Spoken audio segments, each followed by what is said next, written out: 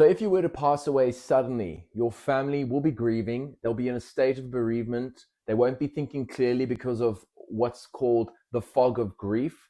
And it's very typical in these circumstances. So the last thing you want to impose upon them is a requirement that they suddenly become Bitcoin recovery experts. You don't want to leave them with a puzzle. You need to leave them with a plan. I'm going to walk through the three main ways that Bitcoin gets lost when somebody dies.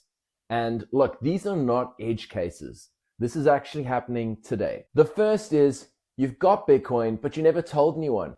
It sits quietly in a drawer. You've withdrawn it into self-custody, but you didn't tell anyone. Unfortunately, in that case, you've donated your Bitcoin to the network. In other words, no one will recover it ever, and everyone else's Bitcoin will become a little bit more valuable. The second is that your loved ones might know about your Bitcoin, but they just can't access it.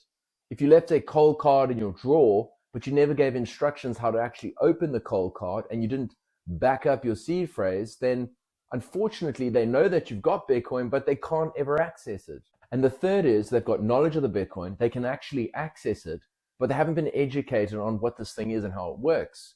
And so they mess it up. They trust the wrong person and the Bitcoin gets stolen, or they send the Bitcoin to the wrong address because they don't understand how it works. Each of these is a different failure mode, and most people have not even solved one of them. And here's where I think people get things quite wrong. They think that by just leaving a seed phrase for their loved ones that their inheritance plan is sorted. That's a good first step, but it's not a complete plan. It's just one piece of a much bigger puzzle. A standard will say something along the lines of, I leave my assets to my wife, Jane. And that's great. But in the context of Bitcoin, you need to provide additional information. You can't just say, I leave my Bitcoin to my spouse. You need to be able to provide additional context. What is the piece of hardware that you're using? What software are you using? Is there a passphrase? Is there a PIN to the hardware device that you're using?